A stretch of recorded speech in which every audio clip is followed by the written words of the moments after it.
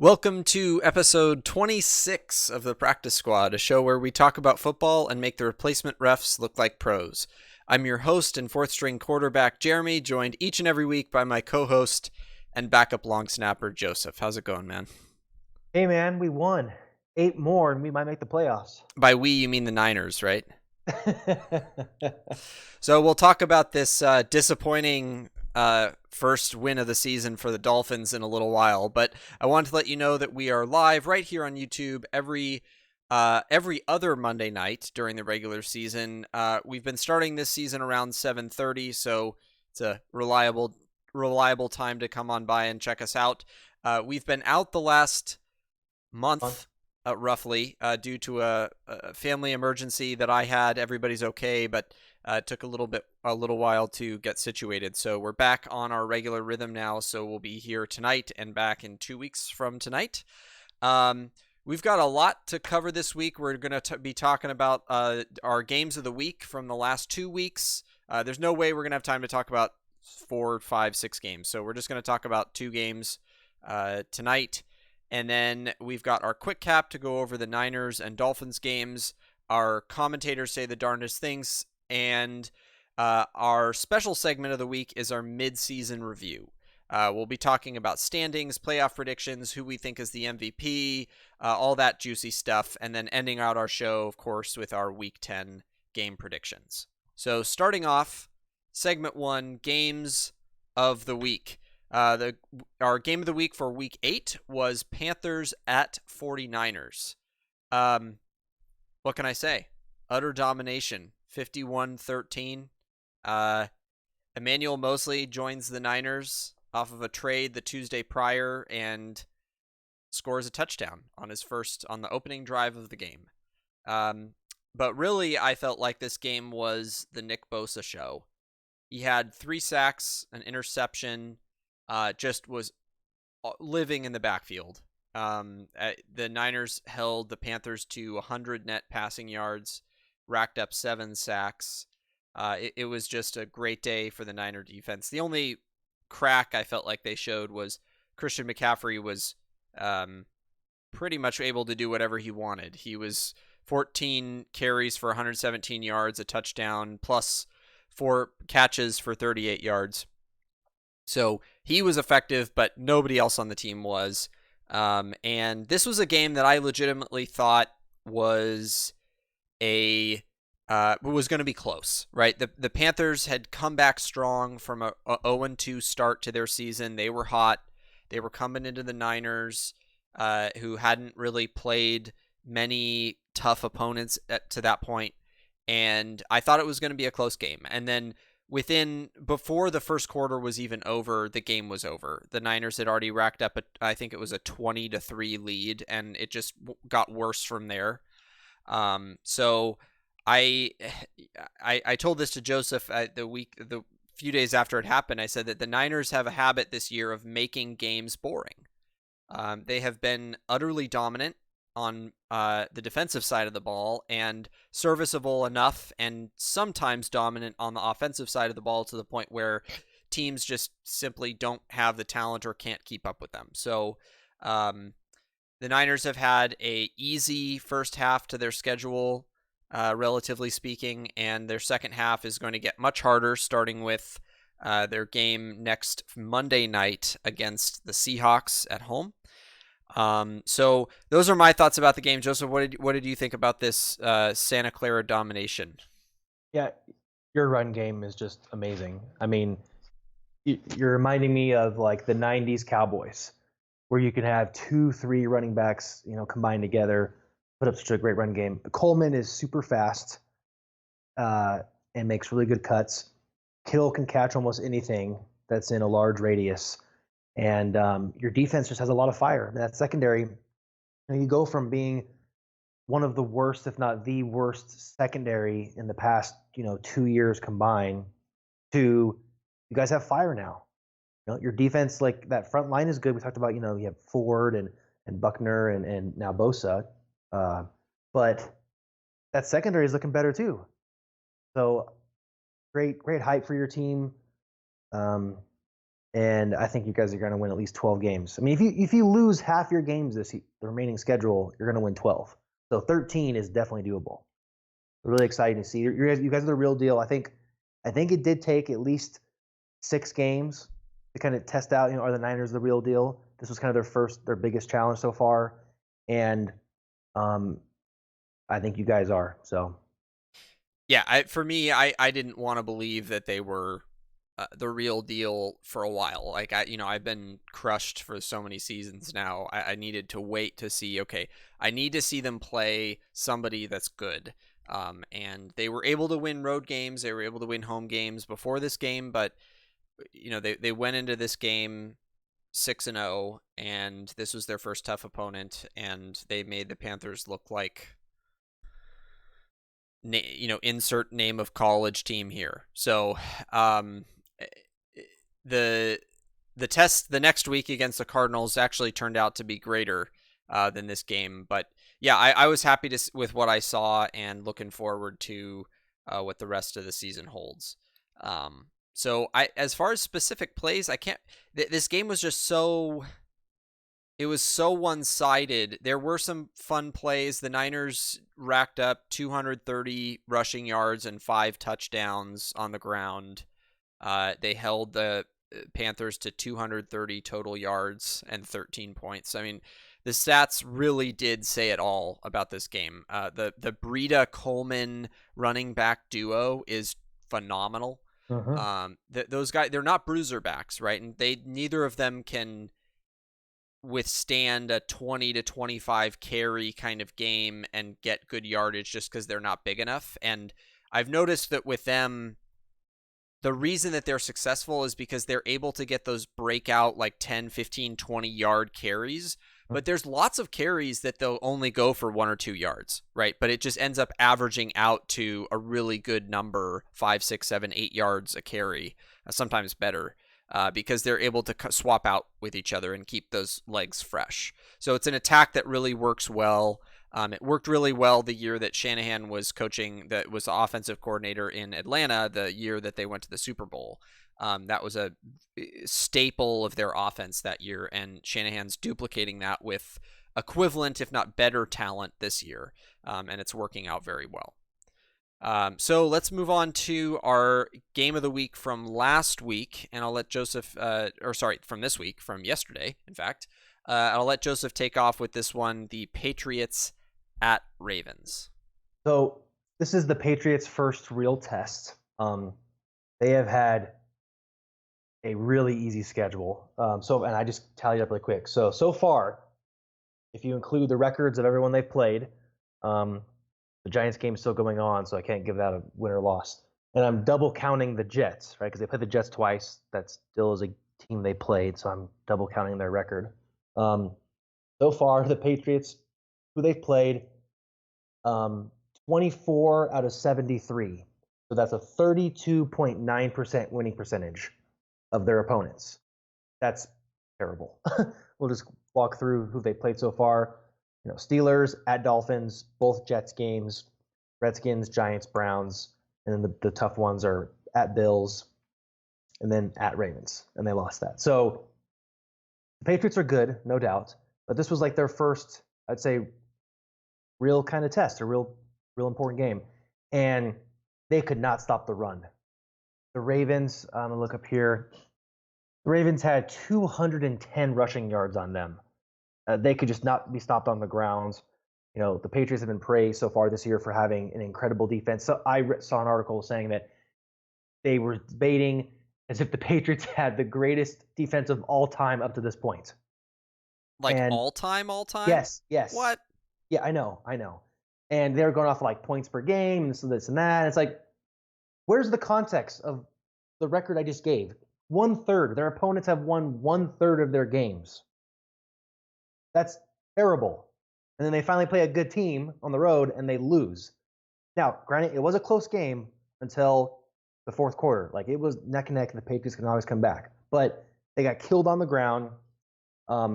Brady he was already kind of slow the past 3 to 6 years, but he's lost at least another step. And that's why, kind of skipping forward, I I would like to see eventually a Niners Patriots Super Bowl because I'd love to see him try to escape your guys' defensive line because he can't. Without that offensive line protection, the Patriots are so weak. So if a team can expose that offensive line and get to Brady, they're done. So just incredible to see the run game they had. Mark Ingram was good. Lamar Jackson looking solid.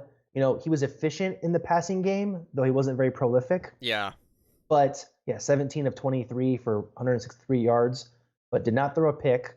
And um, his QB intelligence, I feel like, keeps improving. And when he has to resort to the run game, he will. And he was good. 16 for 61. That's a 3.8 average and 2 rushing touchdowns.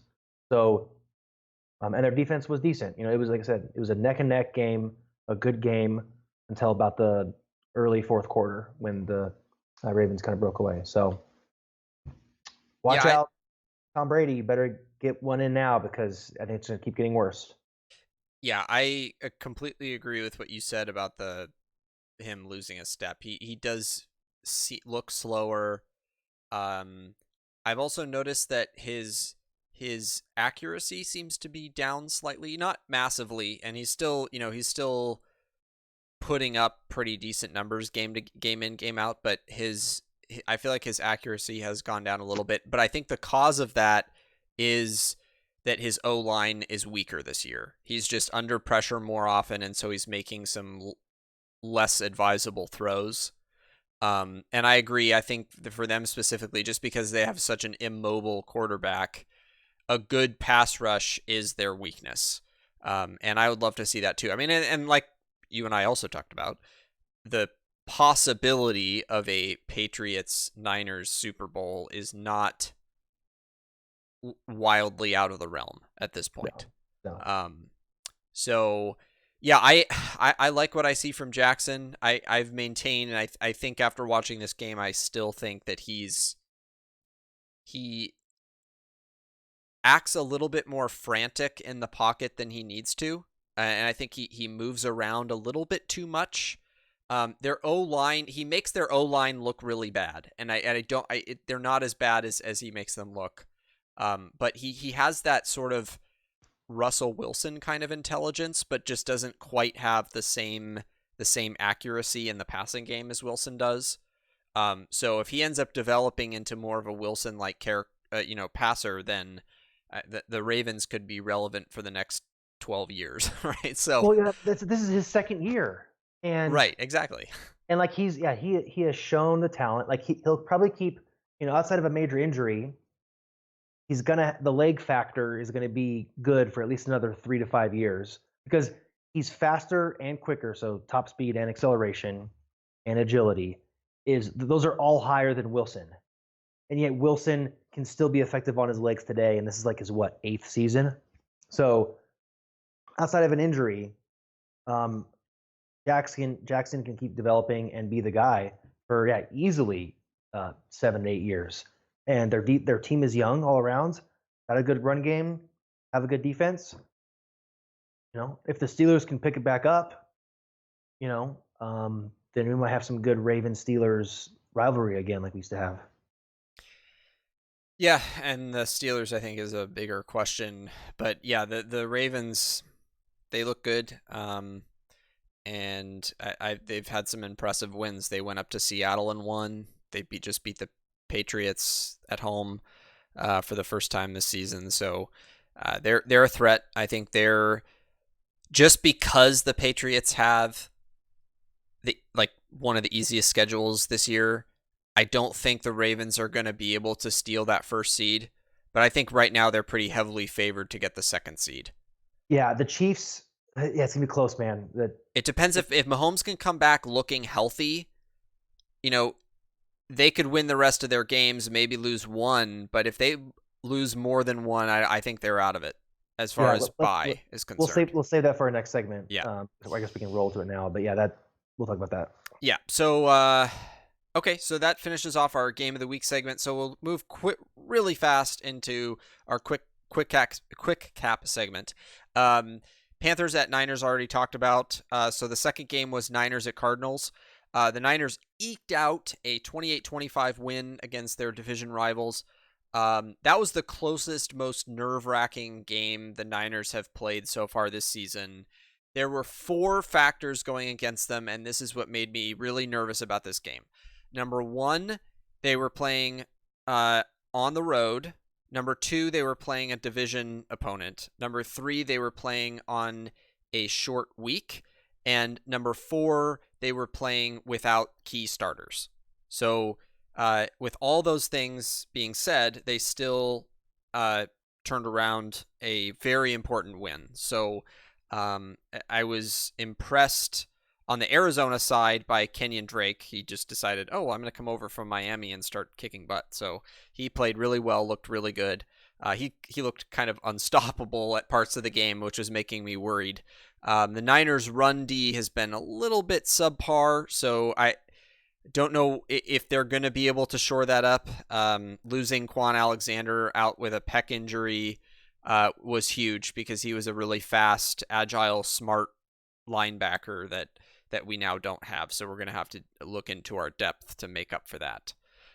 So did you want to say anything about the Dolphins? I do. Okay. It's no worse than the second most important part of the show today. We won. We finally won. Now, it was at home, and it was against the Jets. And if the Dolphins can beat anyone, it's got to be the Jets this year. So, and we played the Bengals towards the end of the year as well. So we might get 2 wins, man. Wait, do you play Bengals at home? I will look into that. Well, I'll figure that out. Actually, Okay. Can you look that up on talking? Yeah, I'll look it up. This is important. Yeah, and look up if we have any more easy quote unquote wins. But yeah, I watched just a quick highlight version of the game, and Fitzpatrick was good. Preston Williams, undrafted rookie wide receiver, big wide receiver. He's been one of the only, if not the only, bright spot this year. I've watched him play a few games now. Sad news though, he got injured and he's out for the rest of the year. So undrafted rookie, showing promise. Has been a solid guy for our team. Looking forward to see how he's going to develop. And he has a season-ending injury, which is sad. Just want to see him play more, see him develop. So hopefully, as they develop over the next couple of years, he can be on that team and he can be a solid wide receiver in that core. So I'll just say that we won. It's good. And Jeremy here can tell us how many more wins we may get. So you guys have your in my opinion, your winnable games remaining are at Jets and versus Bengals. Okay. You also have an at Giants game, which is a little more of a stretch, but I think that's also potentially winnable for you guys. So I think you're looking at max 4 wins, minimum the 1 win that you have. Yeah. And I'm reading a thing here that lists you guys as having the highest probability at 37% of earning the number 1 overall pick in next year's draft. So I wonder when that was updated or not, because it was updated 6 hours ago. Because I'm slightly skeptical. I would feel like that the Bengals would probably have a better case. Bengals are at 34%. I think they must be projecting a couple of wins for the Bengals later in the season. Yeah, I guess I would be so skeptical because they sat Andy Dalton, which is pretty much their sign of we're going to trade or not go with him, which means they're definitely looking for the franchise quarterback. And then they're probably going to trade or let AJ Green walk. They should trade him, but they'll wait till the end of the year. I doubt he'll take a mega year deal from them. So they're going to be entering in a rebuild mode as well. So they're going to be aggressively pursuing a top quarterback. So unless they can get more wins, then yeah, they're pretty close right now. I think the Bengals should have the edge, especially with this win over the Jets. But yeah, everyone knows in Miami and across the world that the Dolphins are in a rebuild stage, but just glad to get at least a win so that we cannot be a team that has the only perfect season and then a completely imperfect season as well. I would not want that stain on our team's history. You guys have been in a purgatory rebuild for the last 3 years, but then this year your front office finally realized it and I'm going full rebuild mode, which is good that you're finally there, which means hopefully there is no direction but up at this point. Yes. So we did mention Andy Dalton for a second. So if we have time later, I want to read a Oh yes, that's right. hilarious quote That's about right. Andy Dalton from the NFL Power Rankings from last week, but I'll save that for later if we have time. Those have hidden gems Oh sometimes. yeah, this guy who I forget the name of the writer. I should look him up, but he's phenomenal. So don't let me forget that. So Yep. let's move into our commentators say the darndest things segment, and man, I've missed this. It's been way too long. So my first one is, and this is more aimed at Joseph. I think it's sort of a, well, no, it's not okay. It's not aimed at Joseph, but it's one that I think, unless you have insider knowledge of like rosters, you're not necessarily going to appreciate this. So just throwing that out there. So Rondy Barber at yesterday's Bucks at Seahawks game, um, in while color commentating the uh, a sack of Jameis Winston, said, "Winston is sacked. Who else could it be but Bobby Wagner?" Oh man. Yeah. Not Yeah. not Jadeveon Clowney, not Ziggy Ansah, not your defensive ends. Oh, who could it be but them? No, Bobby Wagner is the Yeah. guy that gets that sack. Um, and then my other one, this isn't a quote, but I just had to say this because of a quote that I brought up a couple weeks ago, which is during the Patriots Ravens game, the same announcer, I don't remember his name, the same announcer brought up video games again, Oh yeah, that's right. referencing Lamar Jackson. That's right. I That's right. don't get it. I don't understand it. He's just obsessed with associating Lamar Jackson and video games. And wait, but the way he said it, it wasn't as fluid. When he said it No, the it first wasn't. time, The first time was much better. yeah, it was like he was just off the cuff. It's like a video game. Yeah. All right, you had a couple quotes? Yeah, I have two, and they're both from the. I almost had a third one, but from the Niners Panthers game, but yeah. So I have two from the Niners Panthers game 2 weeks ago. So the first one, it's in the third quarter, and the Panthers are returning it's either a kickoff or a punt. And now it says, "Oh, on the return, oh, there's a flag on the play. Oh, sorry, that's just someone's hot dog wrapper got in the field." And then a little bit later in the game, referring to it's Nick, right? Yeah, Nick Bosa's interception, which was pretty awesome. He says, and then so afterwards, when they show the replay of it, the commentator says, "He's exhausted from being awesome. He fights through the chop block. Then he's all on his own. He looks like a running back. Have yourself a Pro Bowl day." That's awesome. Yeah, I remember that line. That was great. All right. Whew.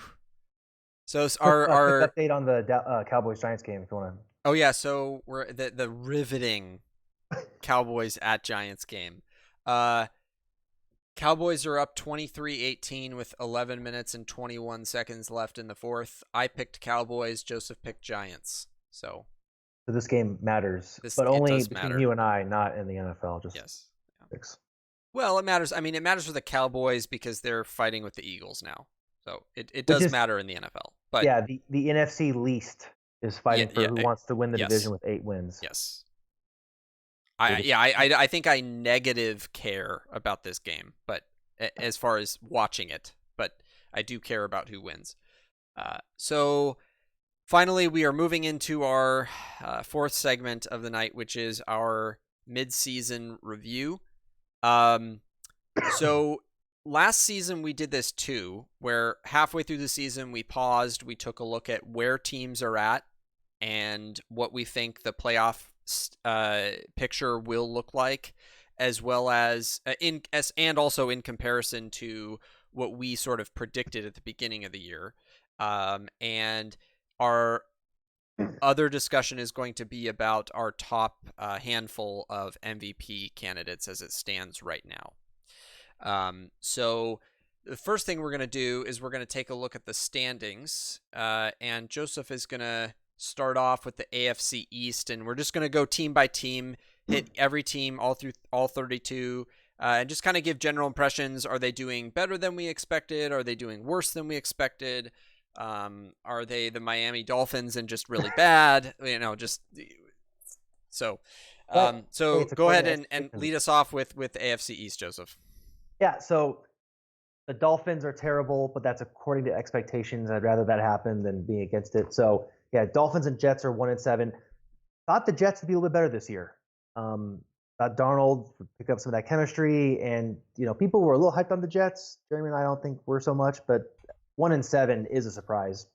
Um, and then the Bills and Patriots at 2-1. So obviously the Patriots 8-1, they're good.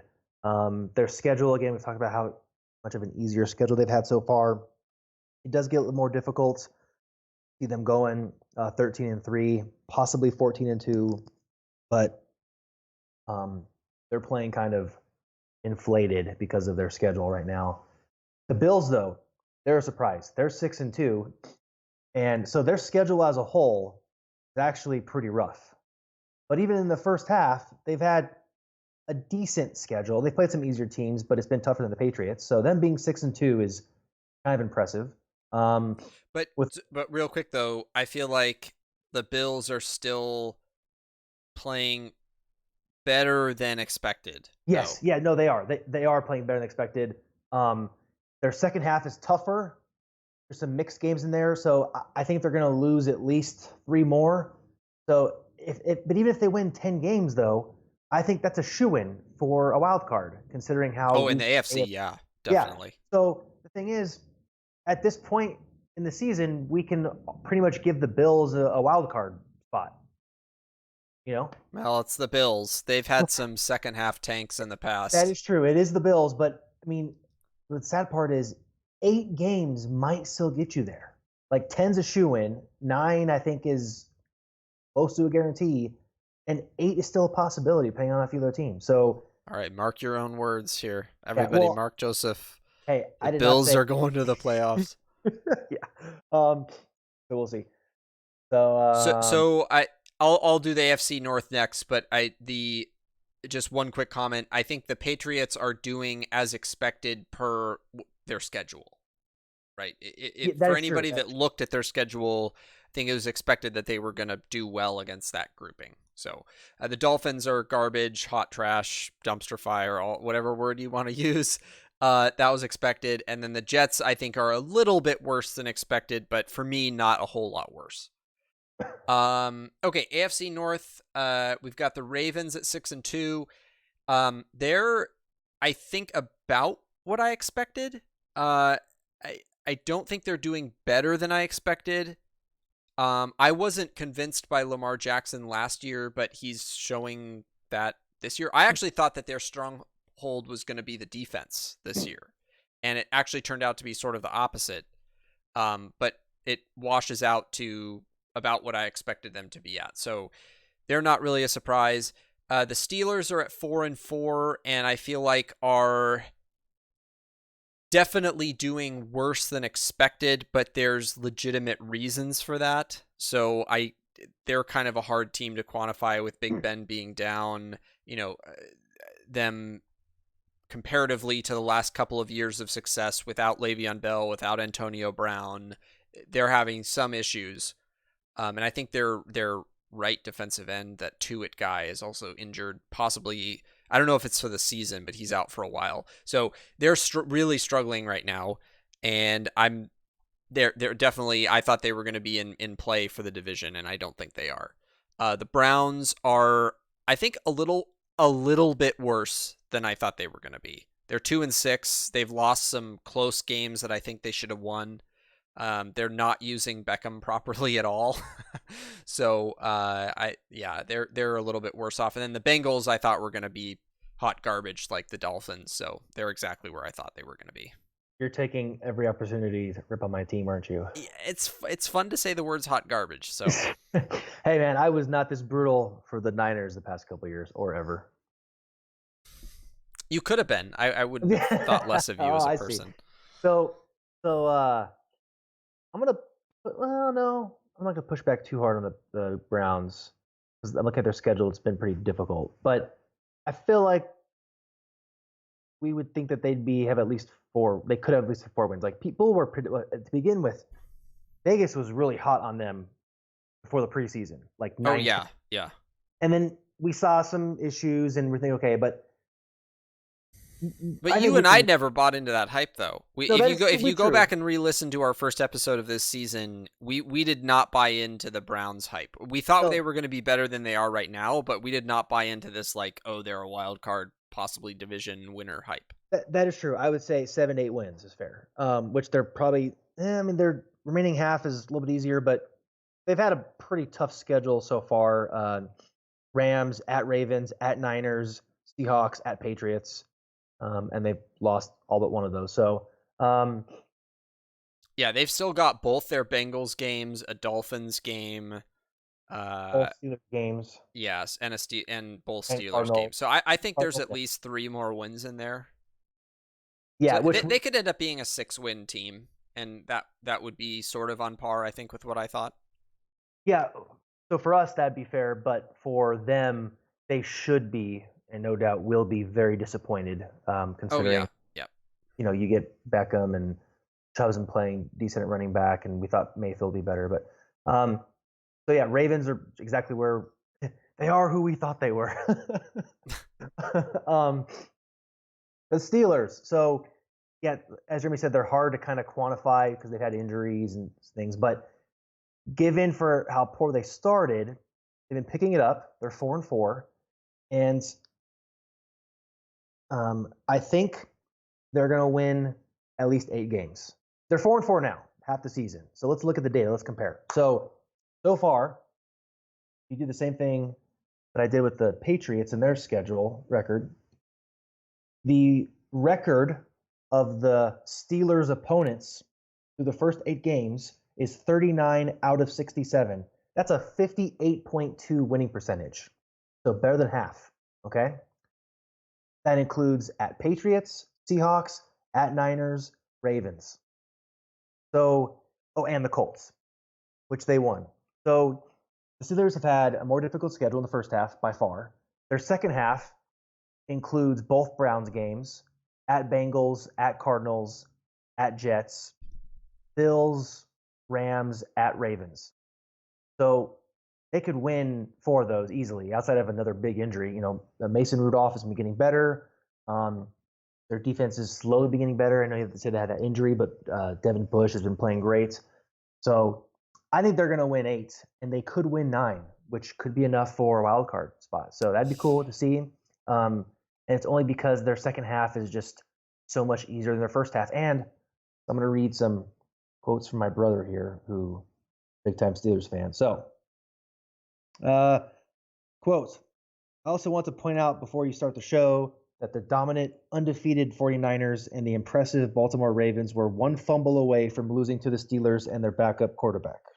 And then, Oh well, to be fair, I gotta rebut that partly, which is that we had 5 turnovers that is against true. the That is fair. Steelers, and they only scored like, what was it, 6 or 10 points off of it. So That is fair, but still on the road, great team. Okay. Yeah, I know our season is most likely shot, but yeah, 6-10 is not going to happen.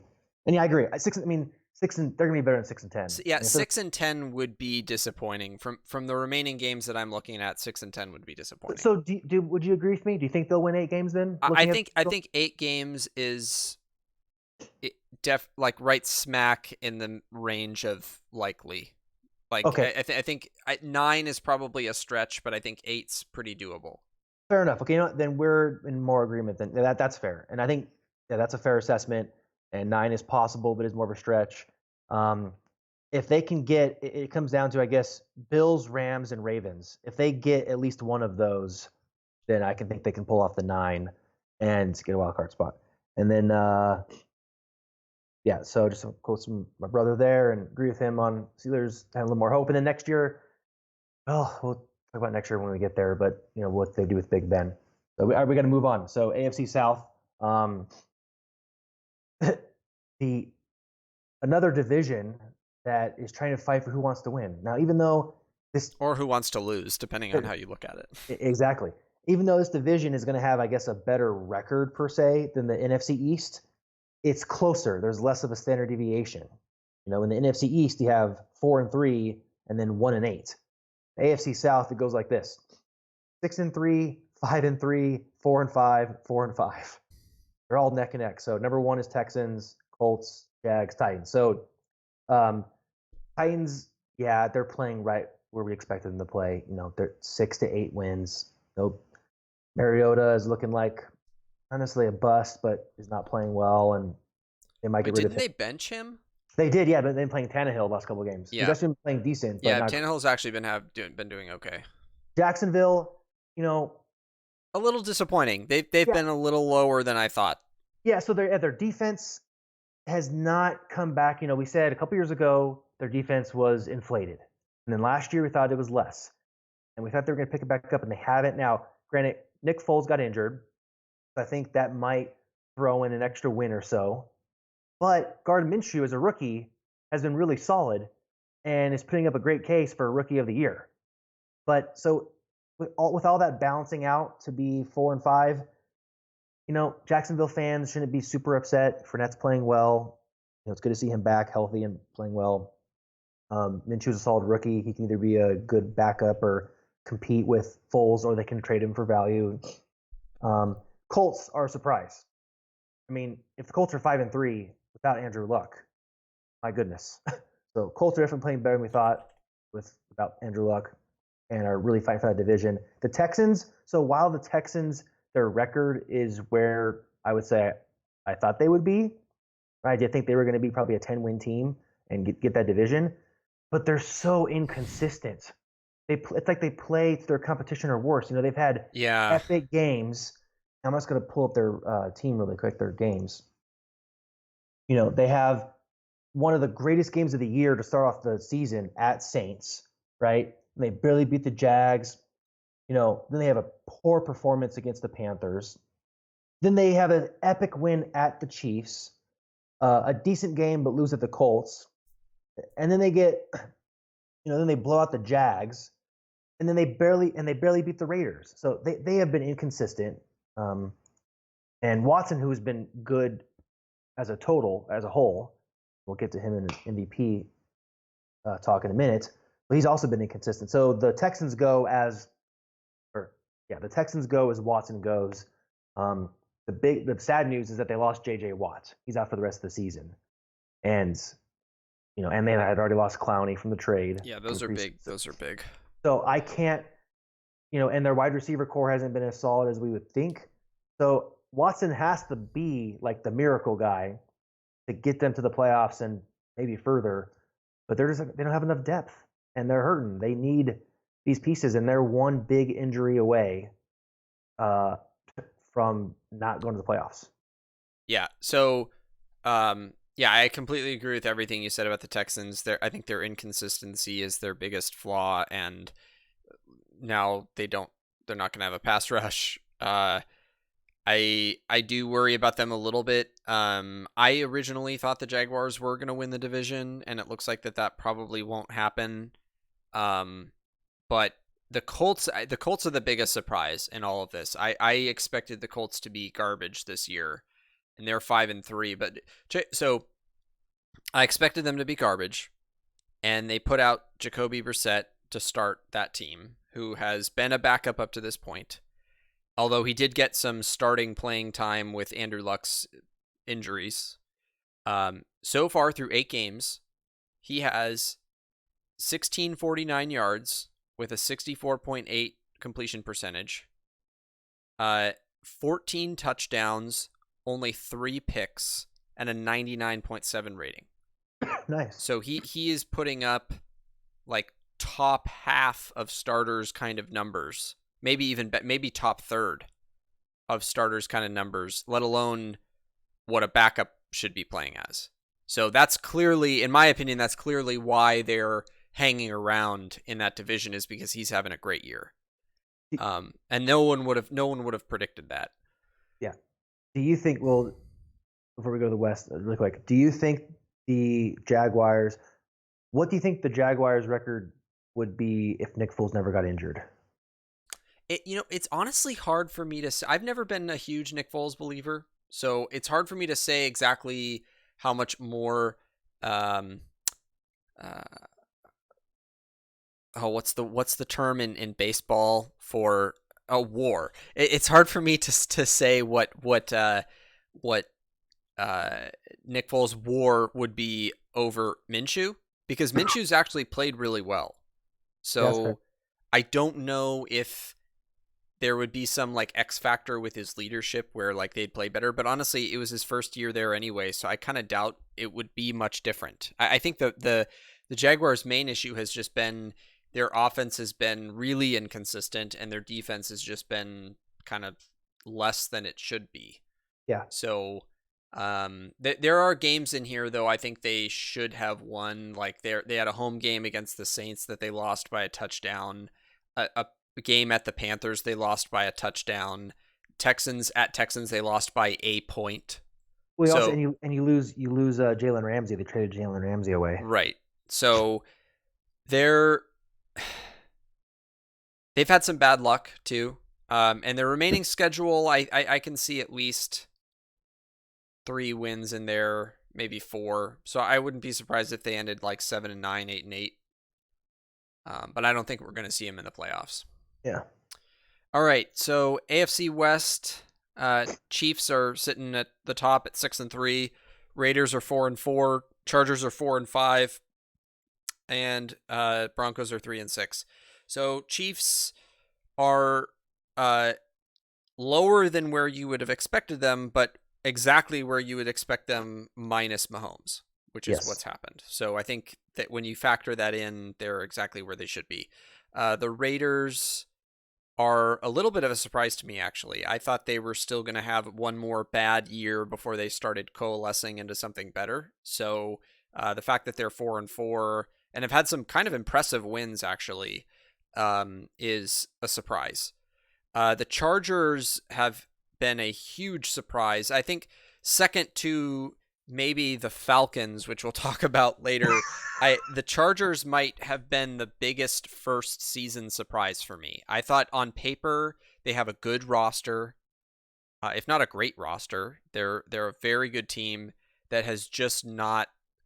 They've had some bad luck. They've had some kind of cruddy last minute things happen in games, and they have started poorly. But they've surged back. I think they've won 2 in a row. the 2 in a row, and I think maybe 3 out of their last 4, No, possibly. they lost the previous 3 in a row. Oh, okay. So they're still out of it. I don't think they're going to be a playoff team this year because of what they've done, but I think they could end up around 8-8 as well. And then the Broncos are exactly what I thought. I thought they were going to be pretty bad this year. Everybody's been like, "Oh, the Broncos are better than you think," and I'm like, "No, they're not. They're Joe Flacco's awful, and their He's been offense is benched. Or did he get awful. injured? Did he get injured or was he benched? He might have been benched. I don't know, but he's awful. And did I mention that Joe Flacco's awful? And their offense is awful, and their defense has several good pieces, but is not hasn't been playing very well. So they're going to be irrelevant, and 3-6 is about where I thought they'd be. Yeah, the AFC East is interesting. So I'll start with the Chiefs. So yeah, it's a bummer that Mahomes got injured, but Matt Moore has actually played solid the past 2 games. Pulled out a big win against the Vikings and kept them in the Packers game. So considering their next 3 games are at Titans, Chargers, Raiders. I don't know how long Mahomes is out, but if he's out the next 2 or 3 games before that huge game in New England in a month, then I wouldn't be too concerned if you were Chiefs fans, because no one in Kansas City should have the expectation that they're going to get the 1 seed. It's not going to happen. Even if you win in New England, you would have to win out, and even then, the Patriots can still win 14 games. So there's I think a less than 5% chance the Chiefs get the 1 seed, but there's still a possibility to get the 2 seed. And they did beat the Ravens earlier in the season, so they had that tiebreaker. So, yeah, they are where we thought they'd be. The And just Raiders, quick news report on that. So it looks like Holmes has shown visible signs of being healthy, and it looks like Andy Reid's being kind of cagey about if he's returning this week. So that's probably just to throw off the Titans, to be honest. But Yeah. if he doesn't come back this week, it looks like it's basically a lock that he'll be back the next week. Okay, then yeah, I wouldn't be too concerned. So they'll probably still lose a game or two, but they'll win the division and they have a fair shot at the second seed. Um, the Raiders, yeah, surprise 4-4, especially considering the two things: not only the drama of Antonio Brown, but then just not having his talent on the field. And they've had some close games. Some of their losses have been by a bigger deficit, but that Lions game was exciting. I watched the highlights on it, and the Lions game this week was actually exciting to watch. So they're not going to go to the playoffs this year. Highly doubt it. But if Gruden can use those picks to his advantage, and they can, if they decide to keep Carr and their rookie running back Jacobs has been playing well, so good to see them at 4-4. And then Chargers, huge disappointments. Thought they'd be contending for not only the division but a high seed in the playoffs and at least 9 or 10 wins. And they're going to be barely fighting for 7 or 8. And here's the thing, they're 4-5 now. I think they had a kind of a lucky win against the Packers. Not luck in the sense some crazy play or whatever, but that Rodgers was off and the Packers were off. But they still have a Chiefs game. I'm sorry, they have both of their Chiefs games, both of their Raider games, Vikings at Jags, and at Broncos. Like, there's no way they're winning 4 of those, let alone 3. I agree. So, and then the Broncos, they've been the whole world's against them. They've been fighting an uphill battle the whole time. I thought they'd be 5 to 7 wins. Matt, that was their range. They'll probably get there. They still have a kind of a tough schedule. Medium, at Vikings, at Texans, at Chiefs, Lions, at Bills. So they'll get 5 or 6 wins. Flacco was bad. We knew that. But he was not their long-term piece. I don't think anyone in Denver, hopefully, didn't think that he was their long-term piece. They're trying out a rookie right now. The real question is, because they traded Emmanuel Sanders, who's been playing nicely for the Niners since he got there. What do they do with Von Miller? Right? They either he's right at the time. He's starting. I would say he's on a slight decline, barely. But this year is the year where you either sign him to like a 5 to 6 year mega extension, or you trade him away. It has to be this year, and the Broncos have to decide what they're going to do and if they're going to enter into this rebuild stage. What do you think they can get for him, though? Really quick, I think the Broncos have done a similar thing that the Dolphins have been doing. They've been in this like semi-rebuild since Peyton Manning the past 3 or so years. Yeah. And they can't get over it, so they have to fully enter. And if they don't, they'll be nowhere. So I think so. It's hard to always do the whole like, well, if he's worth a first and a fifth, and the other team gives a fourth, so I'm just going to do just one pick instead of the whole, how trades can be complicated and stuff. A first rounder. So there's 2 ways of looking at the value here. There's more of a general sense, right, with the whole league, and then there's a team with a certain context and where they are. If they gave up a certain pick, would that be fair? So in the general sense, I would say a high second or low third. Sounds about right. Wait. I'm sorry, low second or high third, right? Okay. Okay. High second or low third. So you think he's out of being a first at this point? In the general sense, yeah. I think a second sounds better. But if a team that is a contender, right, and isn't as concerned about building up and needing those picks, a first rounder would make complete sense, in my opinion. Okay. Yeah, I could see that. I could see a team that is desperately looking for that one piece to give up a first, but another team possibly giving up like a second packaged with something else. Yeah. Okay. All right. So we'll do. Is it my turn or your turn? No, it's my turn. Your turn. Okay. Moving into NFC East. Yeah. So Redskins, are garbage. Didn't think they'd be this bad though. Same. Um, Alex Smith got injured. Now I don't know if we were thinking they'd take the division, but I thought they'd get at least 6 or 7 wins, and because they I'm pretty so sure we both said Eagles for the division. yes. And I think I thought the Redskins would be a couple more wins. And I thought that they would have given um, Dwayne Haskins more starts at this point. I don't think he's actually started yet. Yeah, They've been using Case Keenum this whole yeah, time. and granted, I mean Haskins when he's been in, he's been running for his life. Yeah, yeah, and that might be why they're not putting him in there. And I don't know how much of that is just nervousness. Okay, him and some other rookie quarterbacks, but I would say especially him from what I've seen, he holds onto the ball too long. He'll take a sack, or have a bad play. They're not getting rid of the ball, and so that's probably I can imagine that frustrating teams a lot. And so they're just sticking with Keenum because Keenum is a little more proven in the league, and he is just right now at this point better. Haskins, I think, is still very raw. Obviously, it's his first year. He's probably only had 40 or 50 pass attempts total so far, at the most. So, but they're still worse than we thought they'd be. Giants are actually kind of where I thought they'd be. They've had a kind of a weird season where they've had elements of their team, especially their rookie quarterback Jones, play better than what their record shows, but then they've also just been bad. So they've had close losses, a very close win at the Bucks, and then some really bad losses. So, but they're kind of playing where I'd expect them to be.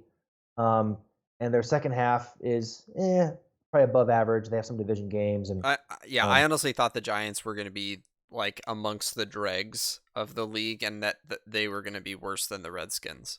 Yeah, and granted, losing Saquon Barkley was big. I think that gives them at least one more win easily. Like him being out for that time and just not being 100% because I think he's back now. But I'm just kind of surprised, that Eli Manning's not playing, and I think they take that as they passed on the torch.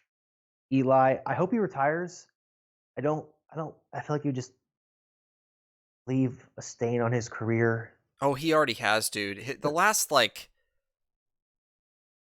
honestly, he should have been traded or done something like 3 years ago. Yeah, To I be was gonna honest, say, like yeah. the last couple years have just been I don't want to say pathetic, but like just so under the rug. Like nobody's has said a word about Eli Manning for like 3 years. Besides And it's that, sad because yeah, no, it is. he won a Super Bowl in 2011. Yeah, and I know he has a high interception ratio and stuff, but he's been an average to above average quarterback. He's been good in the playoffs. Like he's earned and kept earning his starting position. The past couple of years have been iffy, right? We've had this kind of iffy stage, and there was that drama when he lost his record or continuance of starting games a year or two ago. But what I was trying to say is he needs to retire or be traded. But I don't want that. The stain I was talking about is him going to a different team, right? Remain a Giant and have those Super Bowl wins. What are you going to really get out of going to a different team, Eli? Just retire. New York will love you. It's fine. I hope he retires. Or he comes back as like a quarterback coach or stays as a backup intentionally and helps develop Jones. That'd be nice. Because he would still be, I think, a better backup if he stayed a backup for a couple of years. Yeah, dude, I'm looking at him right now. He's 38. Yeah, and it's This is his 16th season. So yeah, retire or be content with staying a backup and develop Jones. So yeah, Eagles are we thought they'd be doing better. They've been inconsistent. They've been similar, I think, to the Texans in that sense. But they on a hot streak. I could have sworn they were on a hot streak. They've won 2 in a row, and they've won 4 out of 6. So yeah, they've been inconsistent. a win, 2 losses, 2 wins, 2 losses, 2 wins. Um, but they've had some good games. They've had a difficult first half. They still have a kind of a difficult-ish second half. They still have Patriots, Seahawks, and some division games. So they'll still fight for the division. I can see them and the Cowboys duking it out, 9, 10, probably not 11 wins. And then lastly, the Cowboys. So Elliott's been good. I guess he earned that extension. Dak Prescott has been decent as well. But I feel like the Cowboys just kind of been meh. And we'll see who ends with 9 wins for the division. So go ahead with the North. All right, so the NFC North, we've got Packers atop at 7-2, Vikings next at 6-3, then Lions at 3-4, Chicago Bears at 3-5. There's a couple of significant surprises I think in here. First, I honestly didn't think the Packers were. I think I had actually had them not even making the playoffs, not by a huge stretch, but just missing out. So their defense has been a surprise. I think they're a little bloated. Rodgers has had the first like 4 or 5 games were kind of down for him. He's had a surge the last couple of weeks, but 7-2 is probably a win or so higher than I thought they'd be at this point. The Vikings are, I think, kind of about where I thought. Right? They started a little slow and then they picked it up. Kirk Cousins has been much better. Kind of the chemistry you thought they'd have on offense is now back. Their defense is playing okay, so I think the Vikings are definitely going to be in the run for at least a wild card. And then the Lions, I didn't think the Lions were going to be much this year, so I think they're about where I thought. Although Matt Stafford's having a pretty good year, and then the Bears, I think, are the biggest surprise. The Bears might be, to be honest. I think the Bears and the Chargers, for me, I think are probably the two biggest surprises in terms of the delta for where I thought they'd be at. And the Falcons? And the Falcons are probably up there too. Yeah. No, yeah. I just thought the Bears were sort of in that like more elite tier of team, and they're 3-5. Their offense is awful.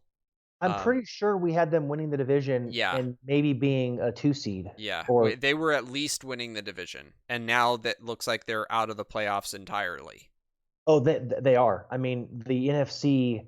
It's just too stacked. The NFC's too stacked. Yeah, it's switched. The past for years the AFC was so dominant, and it's completely switched. And 10 wins. There may be a 10-win team that does not make the playoffs this year. Yeah, no, that's very true. That's very true. So the Bears have been a surprise. Trubisky's been pretty bad. The Bears offense has been really bad. So yeah, that's disappointing. I was hoping to see their defense in the playoffs again, but I guess we'll just have to watch the Packers. Yeah, same thing with the Bears. Lions, I feel bad for them. I mean, one, for league reasons, it's dumb that there was a tie, right? So, yeah, that could have hurt the record, but it also could have helped. So they had the tie there. Close wins against the Chargers and Eagles. A close loss against the Chiefs. Oh, and then they got robbed against the Packers. Yeah, and the thing is, yeah, the Chiefs game, that took a Mahomes comeback, right? So that was an epic close game, and then terrible. Some of the worst calls officiating ever in the Packers game. They got robbed, plain and simple. They were robbed. So that's just, I'm giving them that win. That was embarrassing. And then a good game against the Vikings, but the Vikings just, man, they just kept going. I mean, that game was close going into the fourth quarter. It was back and forth until the fourth quarter, and but Cousins just had a ridiculous game. So. And then a win against the Giants, and then a really exciting game against the Raiders, but couldn't pull it out. So they're still where I thought they would be, but I feel bad for them, and they're playing better. And Stafford, we'll get to the MVP session in a minute, but Stafford is playing really well, and he is carrying this team on his back. Vikings are at where I thought they'd be. Glad to see Dalvin Cook playing well, really well actually, one of the top running backs, and Cousins. they had that drama about firing their offensive coordinator, and the wide receivers upset that Cousins wasn't passing enough, and then but the last few games he's been on a roll, and their offense as a whole, running and passing, have been great. So that defense has also been starting to build back up. They underperformed last year, so hopefully they can play well, and I can see that being a threat in the NFL for the next 3 to 5 years if they keep Cousins and have this young defense and Cook. So I think the Packers are overplaying Rodgers. He's lost at least a step. If he does not, one, does not get an offensive line, and two, does not needs to do what LeBron James needs to do, which is focus more on the technical side and the intelligence that they have with to stay superior in the game, because he's lost at least a step, and he's made a living career off of those scramble plays and throwing on the run. He can't really do that anymore. I'm watching him, and he's not escaping the pocket very well. It can be really bad. Like, he could become an average quarterback really quick if he doesn't get a line, or he gets a big hit, or if he can't figure out how to stay in the pocket and be Tom Brady. So what the takeaway I have from that is that you want Rodgers to start traveling in the paint. Oh man! All right, go ahead. Oh no, I'm up. Yeah, up So for the NFC South. So interesting division. This might have actually. I think it does. This have the greatest delta? No, the AFC East does between first and second. So yeah, 7-1 Saints and 1-7 Falcons. In the middle, you have the 5-3 Panthers and the 2-6 Buccaneers. So yeah, Falcons. They were my flop, and so I'm kind of glad that I really called that, but I'm kind of sad at the same time or surprised because, like, wait, the Falcons are 1-7. Julio Jones had a decent year so far. Matt Ryan, outside of the higher interceptions, is actually playing kind of well, but they can't win. They can't buy a win. So really sad for them. Don't know what they're going to do with Julio Jones and Matt Ryan going down the road. They've both been in the league. Jones has been in the league since 2011. Matt Ryan's been in the league since 07 or 08. So really shocking. The Bucks, they're about where we thought they'd be. Yeah. Maybe one that we thought they'd have one more win, but Winston is not the answer. What's sad is Winston and Mariota. There was a huge debate for them when they were drafted of who to go with, and they've both kind of been disappointing, and honestly will probably not amount to anything in the league in the next year or two. Panthers, independent of Newton's injury, are actually at where I thought they'd be. 6-2 is viable, but 5-3 is where I think they'd be. McCaffrey's playing great, and what a season he's having already and on pace to finish with. But still, 5-3 seems fair. I hope they make the playoffs. They probably could get. Let me look at their schedule really quick. So first half. Nah, man. At Packers, both Saints games, both Falcons games, Seahawks at Colts. Oh, that's brutal. Yeah, I could see a 9-7 in there, maybe. Yeah, but that's not going to get you. No, it's not. It's not. The Panthers were my. I don't know if they were my comeback team, but they were one of the teams I thought was going to do better, a lot better than they did last year, and I think they will do better than they did last year. But I thought they were going to be a playoff team. So. Well, and I don't know if. What do they do with Ron Rivera? Because I know he was kind of on the hot seat last year, in the last couple of years since Super Bowl. And I don't know what they do with Cam Newton. He's been in the league since, I think, 2012, maybe 2013. And he's a solid player, he is. But, McCaffrey is clearly the person you want to go through. So you almost want to have like a Jimmy Garoppolo kind of thing going on, or a Kirk Cousins, not the best, but above average, and can do what he has to, and focus on the run game. And then the Saints. So they're exactly where we thought. I guess with having Teddy Bridgewater, I thought they would have probably had one more loss, but he's stepped up. They've had some close wins, and they're in a great position. I mean, they're 7-1, and I think the worst they'll do is 13-3. So excited to see them pick up. Their defense has been decent. Their run game is okay. Um, losing Ingram was huge, who's been great for the Ravens. Drew Brees was good before he got injured. Bridgewater kept them going through, and Brees came back and had a great game against the Cardinals um, last game. So yeah, they're gonna get the 1 seed. I think it's yeah, they're gonna get the 1 seed.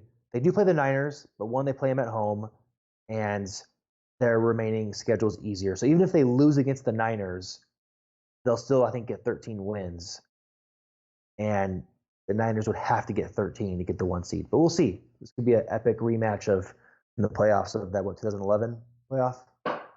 Yeah, yeah, that would be awesome. As long as it goes through Santa Clara, like it did in 2011. Yeah, I pretty much same things. The Saints are awesome. Getting Breeze back, they're an elite top tier, like top 3-4 team in the league right now. The Panthers are better than last year, but I think they're probably going to miss out. The Bucks are about where I thought they'd be, and the Falcons have been a surprising disaster. So I'll close it out with the NFC West. So the Niners sit atop, the only undefeated team remaining in the NFL. The Niners at 8-0.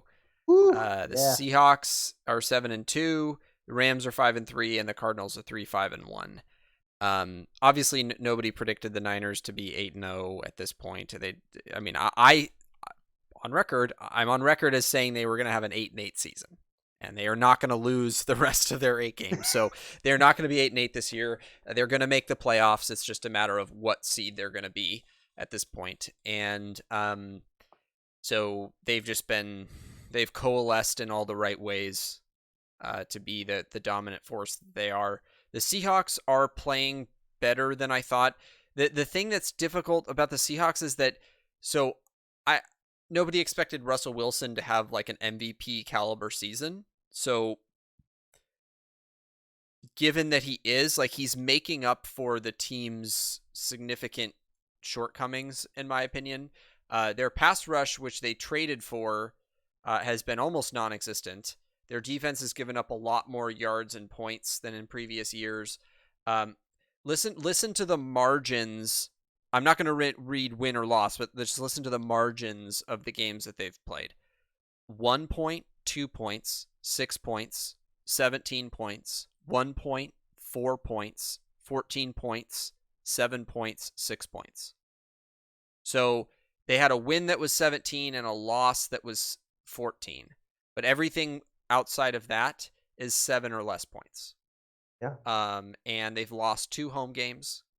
And I think they're just a team that they can beat up on easy teams, especially when they're playing at home. But when they face tougher teams, it looks different. So I'm hoping that's what happens next Monday when they play in Santa Clara.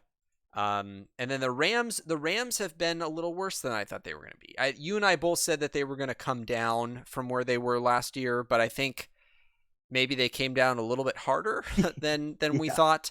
Yeah. They're still 5-3, and they still have some more wins, guaranteed wins on their schedule. So I think they're now in a similar boat that I think the second team in the NFC East and the Panthers are in, which is, are they going to make the playoffs? Right? They're fighting for a wild card spot. Because right now the Seahawks and the Vikings look like pretty clear favorites to win those 2 spots. And then the Cardinals, I actually thought the Cardinals were going to be worse than they are. Murray's been developing. He looked great on Thursday, and I think if they can use him properly, they could be a team that's relevant in 2 years from now if they make the right calls. So they're definitely further along than I thought. Yeah, I mean the Cardinals, I thought they were going to be trash as well and be competing for another top pick, but instead of trash, they're more like, well, I know that I shouldn't eat sushi more than a day after it's been out or it's been in the fridge, but I might Still a little upset, but I can still eat it kind of thing. Um, they had 3 wins in a row. Murray's been improving. So I think the Cardinals will have another one or two up their sleeve. So they'll end up being a little better than thought. And yeah, Rams are worse than we thought, and they are probably going to miss the playoffs. And here's the thing: so they've already lost to the Seahawks, though they still have a home game left. They lost at the Panthers, so the Panthers have the tiebreak there, which is big. And they don't play, so the remaining schedule. Let's see here: at Steelers, Bears, Ravens, at Cardinals, Seahawks, at Cowboys, at Niners, Cardinals. So even if they win 4 of those, which I think is fair, 5 is iffy. 4 is not going to get you to the playoffs. No. And 5 still might not get you there because you lost the tiebreak with the Panthers, and who knows what's going on with the Vikings and who else? Yeah, the Vikings, and maybe even the Eagles. So I think they're out, which is really disappointing for the talent that they have and where they were from last year. And then Seahawks are playing better. It's been Wilson. Even if Wilson was slightly above his average, because one thing about Wilson is, while he's never been really prolific, except maybe for this year, he's kind of been very consistent over his career. Yes. So if you take even the higher ends, like if you drop this year and look at like the 3 sigma, look at the 80th percentile of his whole career, then that's at least 1 more loss for them at this point. So that extra delta. I would say maybe even 2 or 3. I mean, he's. I can buy 2. He has been the cornerstone to almost all of their wins. No, that is true. I agree. I can buy 2 losses. The Bengals game was close. The Browns game, he won the Browns game. Yeah, they should be 5-4, I think. Yeah. So I can totally buy that. I didn't see. I know that he threw. Let's see here. He had a big game against the Bucks. Let me look at it really quick. Yeah, 29 of 43, 378 yards, 5 touchdowns, no picks, and the game-winning touchdown. In overtime. So yeah, I agree with that. 2 losses more. And then the Niners didn't think this. I thought they could win 10 games this year, but this is insane. And they're going to win at least 12. Their second half is tougher.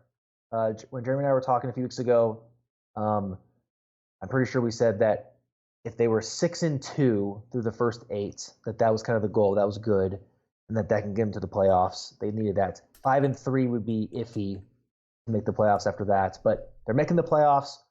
They're most likely winning the division, and it's a matter of, realistically, are they a 2 or 3 or 4 seed?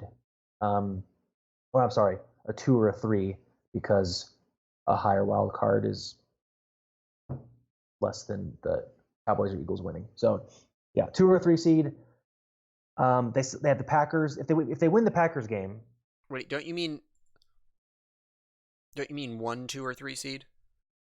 I'm pretty sold on the Saints getting the 1 seed. It's possible, but I think I'm comfortable saying the 2 and 3 is what they're really fighting for. Okay. But the 1 is still possible. So their remaining games: Cardinals, Packers, at Ravens, at Saints, Falcons, Rams, at Seahawks. 3 tough road games. But if they beat the Packers, and they split the Seahawks, then I think that almost guarantees them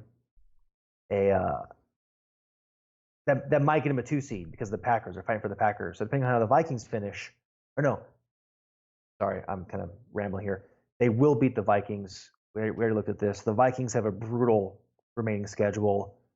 11-5 is probably where they're finished. So if they beat the Packers, that'll give them the tiebreak, and they are but now you're assuming they're in wild card range, which would mean that the Seahawks would have to take over in the division. No. I'm saying if the Vikings overtook the Packers for the 2 seed. Oh, I see. Okay. Yeah. So if they beat the Packers, I think they're pretty much a lock for the 2 seed. I agree. So, all right. Next up, we got the MVP. Yep. So I'll just start off with. I know we did this last year, but I want to do it again, of kind of prefacing and defining what we mean by MVP. Hopefully, Jeremy and I are still in agreement on this. I think we have been because we've still had talks in the past few weeks. We'll Okay, see if class. Okay, class. Take your seats. yeah, we'll see if Jeremy's changed his mind. Hopefully, not for the worst here. So, when we say MVP, most valuable player, we mean Aaron Donald. most. We mean the most valuable player, the most reasonable and honest and logical usage and definition of that is the person who has the highest value of their output. Now, how to measure that is another discussion, which we don't have to care about. We can assume that we can measure that for today. You measure what their output is, how much value that is. You want to convert it to yards or wins, it doesn't matter. What is their value? How much is it? Whoever has the most. End of discussion. Sadly, for at least 90% of all NFL and NBA and probably baseball and every other main team sport, all of these analysts in the world don't know that. And it has driven me and Jeremy crazy for years that people cannot figure out how simple it is to define and analyze the most valuable player of a league, of a sport. So let's give some examples. I'm just going to use some numbers here. Doesn't matter what the output is. 6 out of 10, 5 out of 6, and 6 out of 8. Who's the most valuable? You have a two-way tie, 6 out of 8 and 6 out of 10. 5 out of 6 is more relatively valuable, which is sadly what almost everyone in sports considers when they think of most valuable player. But 6 wins or 6 yards or whatever you want to use as your variable, 6 wins is 6 wins. Whether you're 6 and 10, 10 and 6, or 16 and 0, you have the same value. That's what we're looking at. How we measure it's another discussion, but we're saying who puts out the most value, not who's the most valuable to their team. Because if that was the case, Russell Wilson should have at least 5 MVPs, which no one thinks he deserves that. But if you want to be consistent, ESPN, everyone else in the world, then he would have at least 5 MVPs because he has been the relatively most valuable player. All right. With that said, we're going to look at top 3 to 5 MVP candidates for this year. Jeremy, would you give us the honor of starting who your top MVP candidates are? Yeah, let me just raise my hand because I sat down in the back of the class. I just came in and I have a question. Or not a question, I have something to say. Yeah. So I agree with what you said on principle, and I think that one of the issues with the way that league critics, journalists, commentators struggle with when it comes to the MVP discussion is that when you look at the MVP, the most valuable player, the value of their output, like Joseph was saying, it almost always leads you to a discussion about quarterbacks. And it should lead you there. Because if you look at how much a quarterback influences the outcome of a football game and the value that they output for that football game and for the season, it surpasses the value of any other position almost 100% of the time.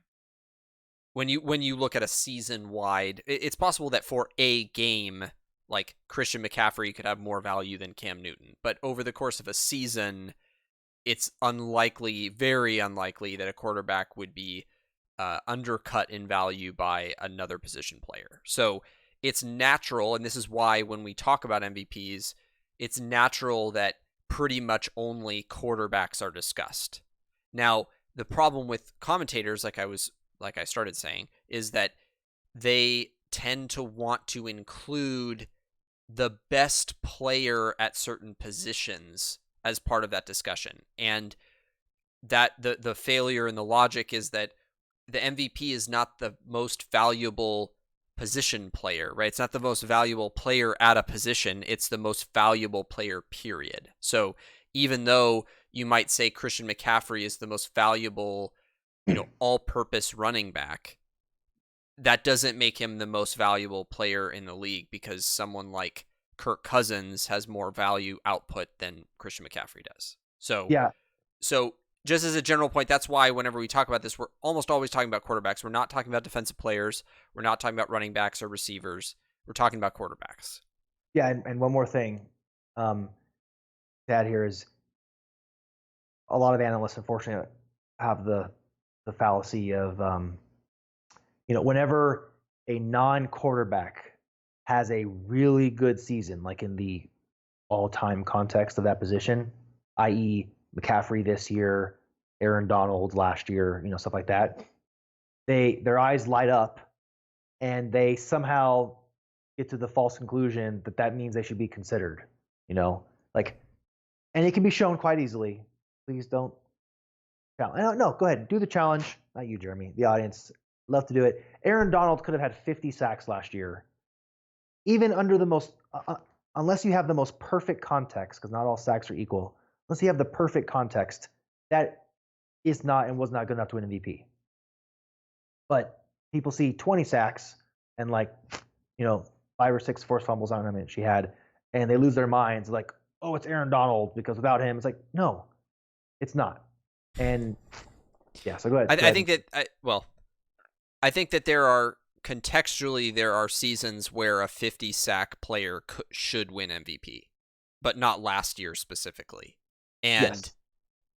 It has to be the right. It gets into a more nuanced discussion about how when a quarterback puts up a lot of numbers, how much of that is the receivers, the O-line, the running back versus a defensive end and the variables involved in his performance, etc. It is a more complicated discussion, but the bottom line is that we're talking about quarterbacks.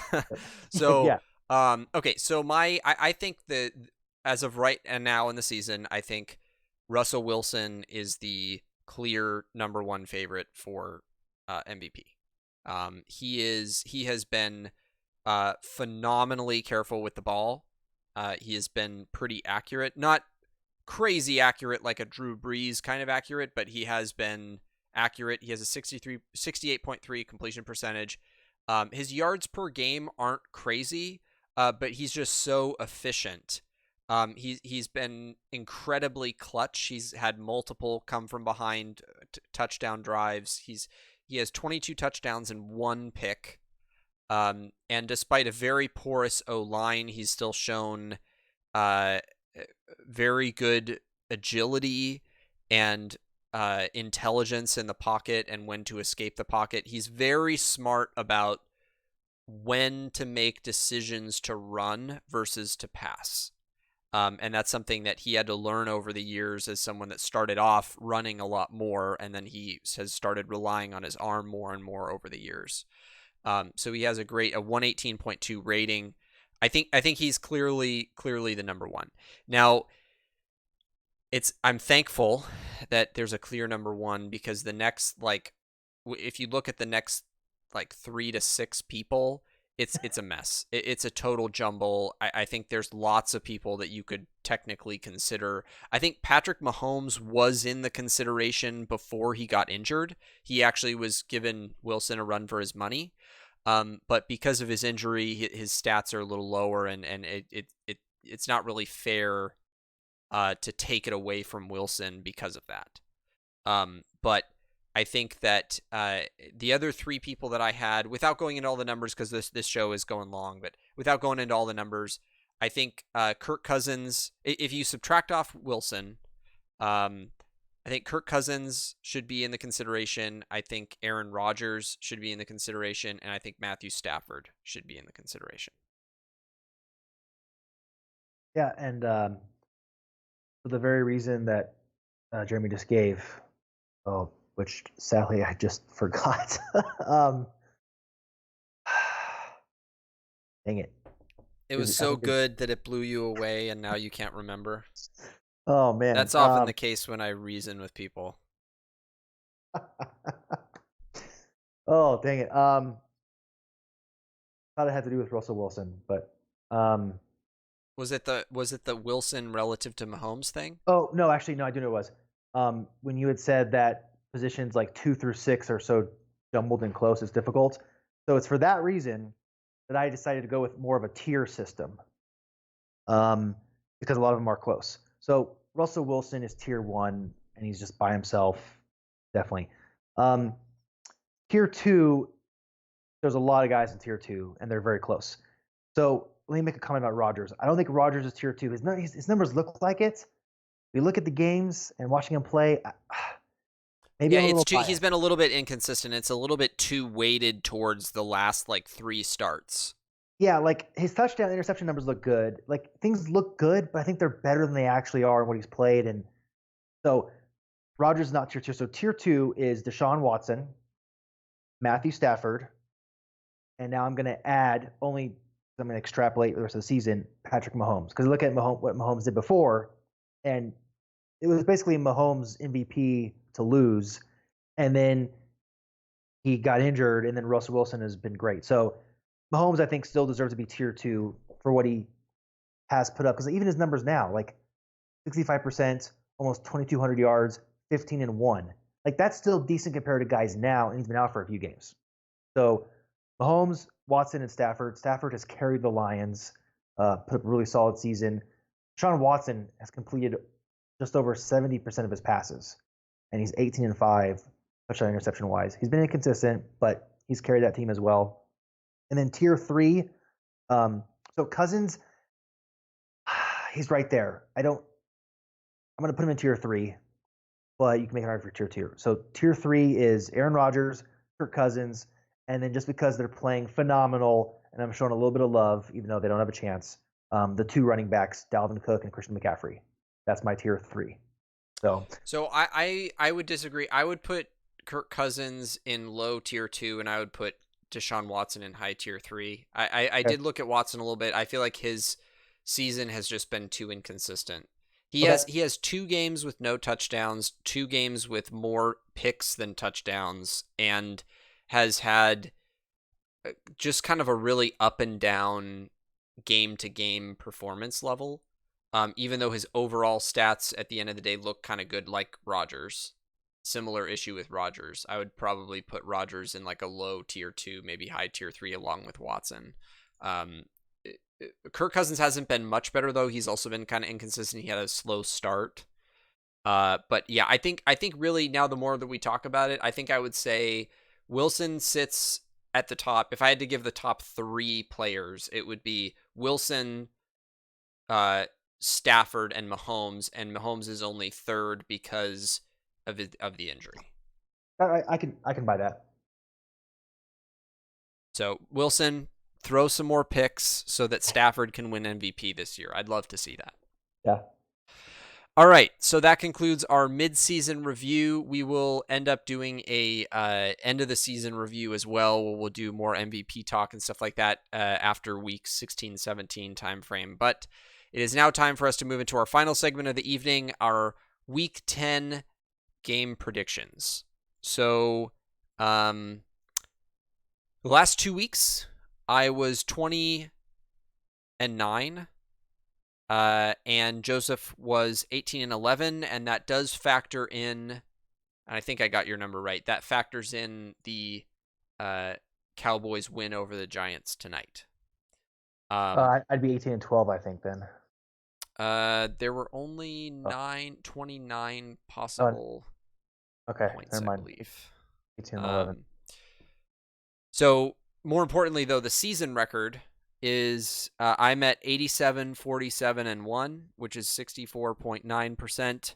And Joseph is at 83, 51, and 1, which is 61.9%. Yeah, and what you guys missed over the past month is was some excitement between us. So Jeremy was up by a couple games, and then I caught up, and then Jeremy got up a game, and then he got up a few more. So Yeah. there was some neck and neck, but yes, I'm 4 Some behind. really up and down weeks this year. The weeks 4 through 7, I didn't get any more than 9 points. And then last week I got 12. This week I got 8. So it's been the middle of the season has been pretty poor for me so far. Hopefully it picks up. But we are both doing better, or you're actually rounded out to be as the same as your percentage last year, and I'm doing a little bit better. So hopefully we pick it up. All right, so our predictions for week 10, I will start off reading the first game and with my pick, and then I will let Joseph do the next one and so on. So the first game is Chargers at Raiders, and I'm going Raiders. Same.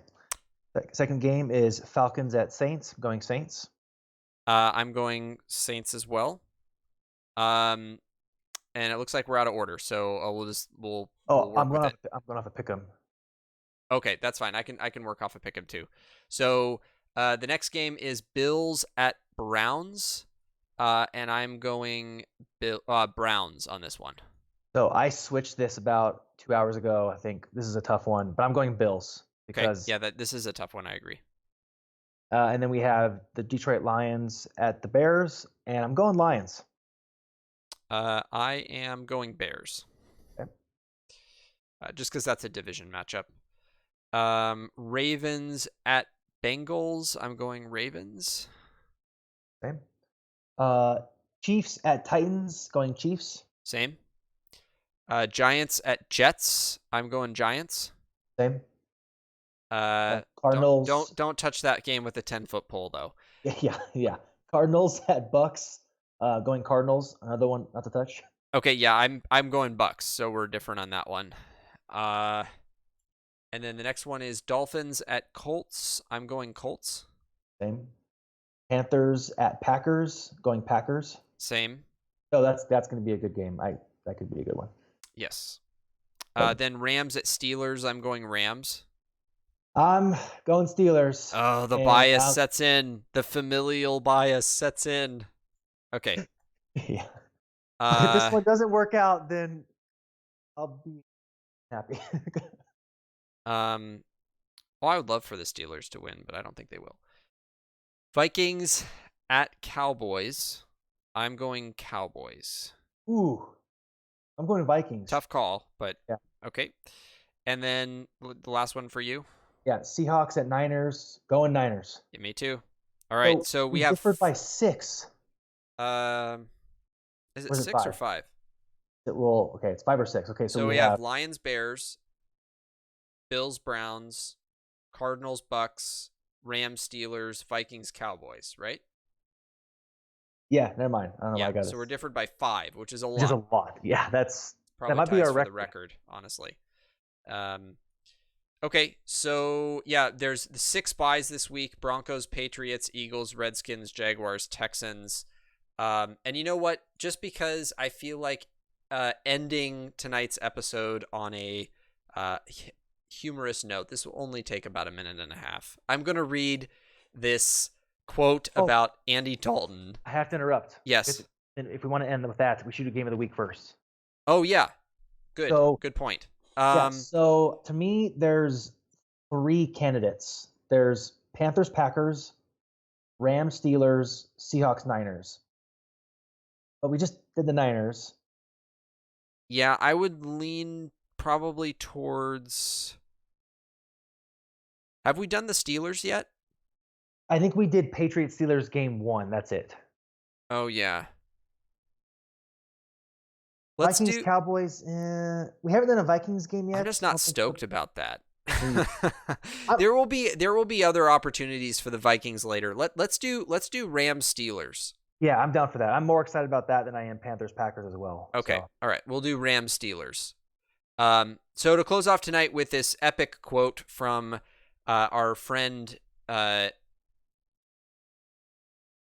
looks like, yeah, I don't have his name in front of me right now because I don't have the whole article, but it's the NFL Power Rankings from last week. The Bengals were ranked 30th. They were 0-8 at the time. So here's the quote. On the Around the NFL podcast, we call Andy Dalton the prime meridian of NFL quarterbacks. The theory goes like this. If your quarterback is better than Dalton, your team is armed with a franchise passer. If your quarterback is worse than Dalton, or below the Dalton line, he is a replaceable commodity. Dalton lives in that gray area between 2 very different worlds, and his success or failure is based entirely on the supporting cast around him. To wit, with Sunday's loss to the Rams, Dalton became the first quarterback in NFL history to open seasons both 0-8 and 8-0. That undefeated start came with the 2015 version of the Bengals, a team with an excellent offensive line and skill players all over the field. Dalton has had the opposite of that situation in 2019 with harrowing results. I'm sending my free Andy Dalton t-shirts into production. So with that, we are going to close the show. That's a wrap. If you enjoyed tonight's episode or any of our past episodes, please like, share, and subscribe here on YouTube, as those are free ways for you to support our show. Don't forget to follow us on Twitter at The Practice Squad and at Neuralizer_. Just as a reminder, if you've missed past episodes, you can watch or listen to them right here on my YouTube channel. I typically upload on Tuesday evenings, the day after we go live. As always, thanks so much for joining us, and we'll see you in 2 weeks. Russell Wilson is still overrated.